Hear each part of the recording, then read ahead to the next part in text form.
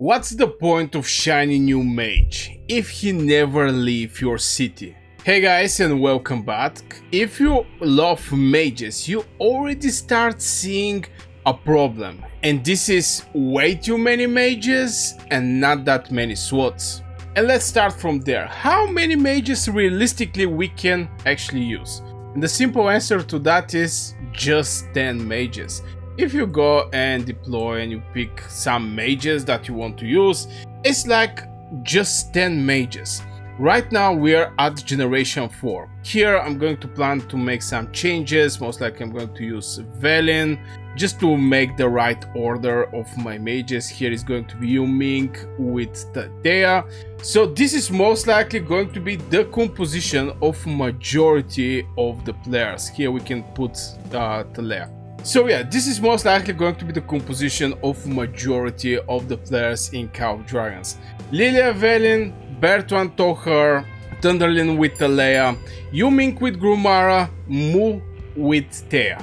And to be fair, this actually scares me a little. The reason behind is, yes, there's going to be generation 5 mages, but Mu with Talea, or Mu with Thea, is absolutely brutal legion, very nice one. And I'm not quite sure which mage I can actually put aside. Now there is something in my mind that may work well, may not work well also, but this is Lilia Velin is going to still be present on the battlefield. I'm talking about generation 5 because after generation 5 is going to be generation 6, 7, etc. But still, for generation 5, it's going to be most likely Talea is going to be taken out. I'm not going to just use this hero. I didn't actually invest in this hero. So from there is going to be my Thunderlin, which is fully awakened with 6-star. And from the new generation heroes, generation 5 mages, I'm going to have to pick something to work perfectly well with Thunderlin. This is a problem that not many people actually understand, and I personally understand, and I fear a little because this is everything. All these mages right there is something that you already invest in. You already spend some money, you already spend some hero tokens, legendary medals, etc. to have this combo, this setup of the mages.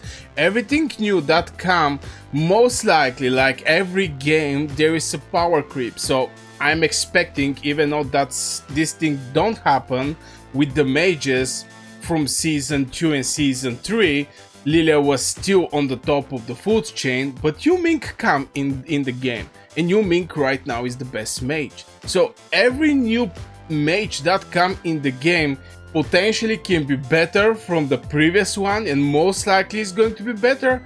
And at the same time, you already have your 5 legion. What to do in this situation like this? And you're going to start seeing some mages that is going to get wasted. This is not only for the mages, I mean, don't get me wrong, but the majority of the players are actually mage mains. And if you have cavalry, for example, you built your cavalry legion, right now still cavalry are, you know, trying different abominations like Falgrim, Nico, Kinara, you know, just to fill their 5 legions. But at one point this thing is going to be at end. But I think for the cavalry is going to be very much in future.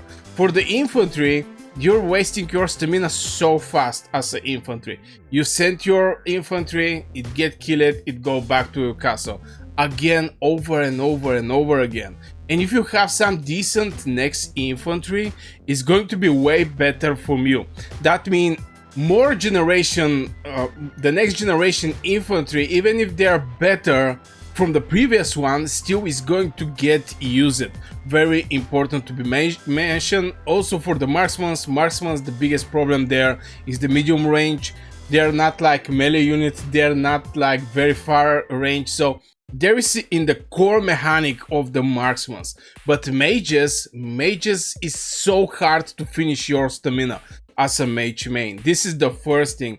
The second one, you're always going to have opportunity to play with your best builded legions.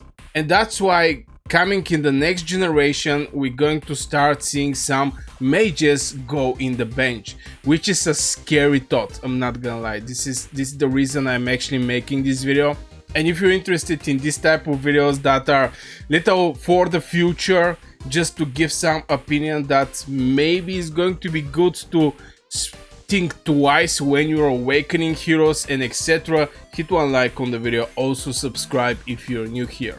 And I definitely can give something as a tip or advice, is definitely focus over the heroes that have impact. And for example, this is for the mages, Yuming, Lilia. This is the two heroes that have crazy impact on the battlefield.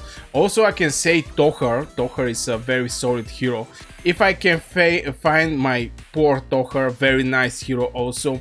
So there is a couple impactful mages that you definitely want to invest in. And if you want me to make a video over which heroes are the most impactful from each troop, just let me know in the comments below to see what is going to be the interest for this type of video. But yeah, this is an issue that the majority is going to be for the mages. And solid percentage from the players are mage main. Maybe over 80% are mage mains. They may have some infantry builded on side, they may have some cavalry builded a little on side, but still, this is going to be an issue. Now, for the people who, you know, are free to play and didn't got everything awakened, maybe it's not going to be a big hit, but for WoW spenders and mid spenders, I think it's going to be a big hit for players like me, who is having Yuming awakened, Bertrand awakened, Lilia, Thunderlin. Who else I actually have awakened? Tohar is awakened, Muxiang, Grumara is close to get awakened, Velen is also awakened, 6-star.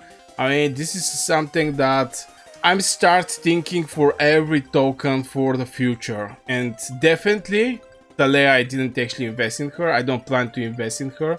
So some of the new mages can actually take the place of Talea. And I really hope it's some hero like Yuming. Yuming is working perfectly well with all of the heroes, mage heroes in Call of Dragons. So, and not only, it can work perfectly well with Thea, but I really hope to see something like this in Generation 5 heroes, so I can still use my Thunderlin, that is 6-star awakened, and just pick the best hero of the two new that is going to come in the game, and build some Frankenstein from these heroes, and still have very solid mage legions in the battlefield, and not have something crazy put it aside in the bench. So yeah, definitely people have to start thinking, if you're Generation Season 2 or maybe Season 3, definitely you have to start focus over where your tokens go and picking the biggest field impact heroes. I mean, not that much the Garnison one, not that much the Rally one. If you're not Well or Kraken, definitely just don't go in this direction. Everything should be for opening field, and be extremely careful with your tokens, because at one point you're going to have abundance of mages, abundance of all the other troops in Call of Dragons. Right now is going to be the marksmen. So yeah, I guess this will be for this video, guys. I really hope you enjoyed. Share your thoughts in the comments below, hit one like on the video, subscribe if you already didn't. I wish you a great day and see you in the next video.